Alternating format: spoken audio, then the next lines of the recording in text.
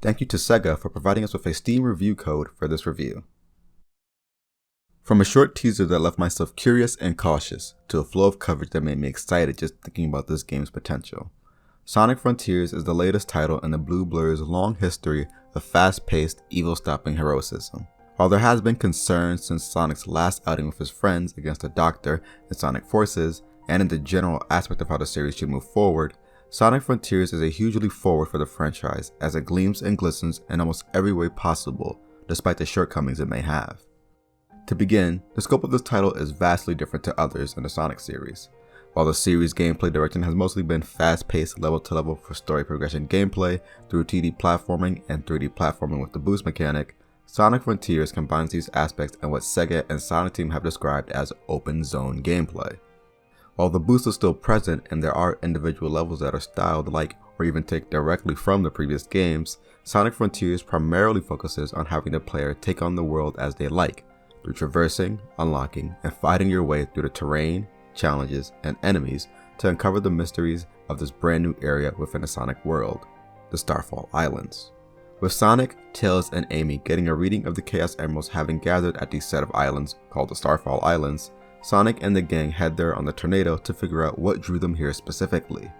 But as they fly towards the area, an atmospheric shift sends their flight haywire and the gang gets sucked into what is known as cyberspace, a flowing collective of data and information that somehow shapes its own perspective of reality. Although Sonic can enter and escape cyberspace willingly, his friends are stuck in the Betwixt. While this may sound like the crew will mostly be sitting ducks for this journey, this couldn't be farther from the truth. Although Tails, Amy, and even Knuckles aren't on the island physically, they are still present spiritually and digitally. Spirit digitals. Digital spirits. Just calling them holograms sounds lame. Anyways, as you control Sonic and traverse through each island, you'll find memory tokens that open up the story in a variety of ways. Outside of just story progression, you get to see how each character is dealing with the situation and doing their best to assist the Coco, the cute but strange residers of the Starfall Islands, with their troubles.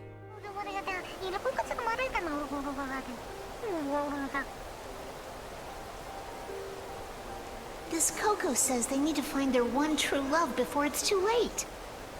They've been too shy to express their feelings, but if they don't do it now, they may never get the chance. You got all that, huh?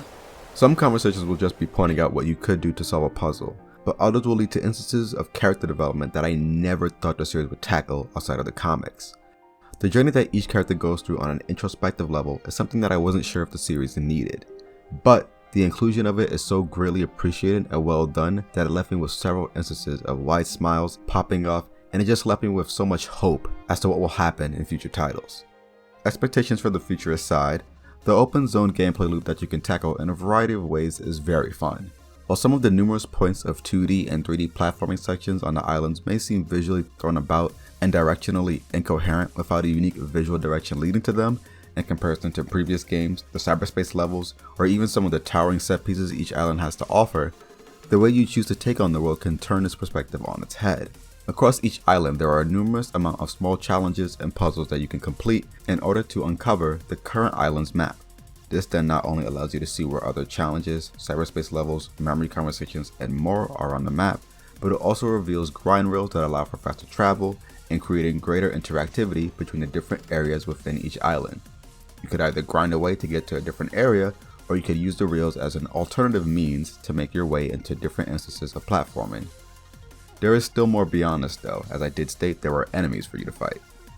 Aside from the familiarity of homing attacking badniks, which you'll be doing in cyberspace, you'll be facing off against different enemies, gigantic and small, across the Starfall Islands. Although the series hasn't been one to shy away from action-styled gameplay before, the way that Frontiers does it really enforces the speed that has always been with the Blue Blur. Aside from a regular combo attack, you have new and repurposed abilities like the Side Loop and Stomp. The Side Loop allows Sonic to create shapes within the terrain that can uncover hidden items, but when used on enemies it can open up their defenses to allow for attacks. The Stomp, while still used to quickly get back on the ground amidst platforming, can now also be held for a triple stomp and as a way to pierce your way through enemies. The more you fight, the more skill points you get. The more skill points you get, the faster you'll be able to unlock brand new attacks and abilities that keep up Sonic's momentum, combat-wise, and diversify the way in which you destroy the smallest of enemies, to the sometimes frustrating and repetitive mid-bosses, but to the incredibly fun and over-the-top gigantic titans that await you at the end of each island once you've collected all of the Chaos Emeralds. Speaking of the titans, the music that uniquely accompanies each one just brings me back to the summer afternoons of replaying the final boss of Sonic Unleashed when I was a kid, and to the days of listening to rock music AMVs on YouTube back in 2009. It's the perfect amount of edge that the series is thankfully keeping up from the introduction of Infinite and his theme in Sonic Forces.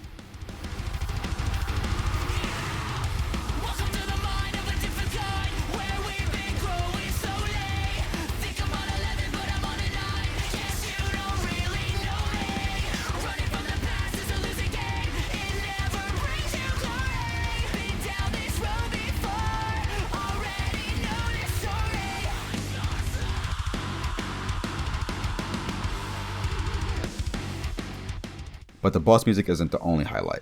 There are many cyberspace levels that feature music that provided the right amount of energy to make constantly attempting the S to rank timing incredibly fun.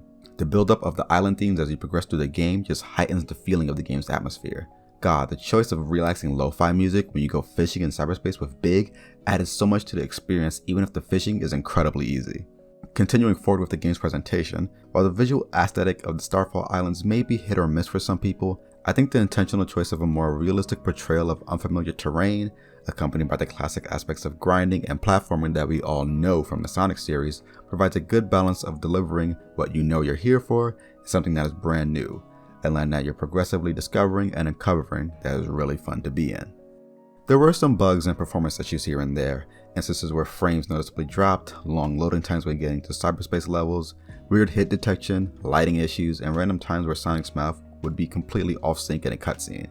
But despite the instances where the game would randomly act up even though my computer shouldn't be having problems, or a part of the game that was confusing, or an enemy that was annoying to fight, or the initial uncomfortability I had with Sonic's physics in cyberspace, Sonic Frontiers was a game that made me incredibly happy and makes me excited for what's to come. Not just for Sonic, but for his friends, the direction of the series story-wise, and the gameplay that may come. Not every game moving forward needs to be open zone, but as the series' first outing with this new direction, SEGA and Sonic Team hit it out of the park.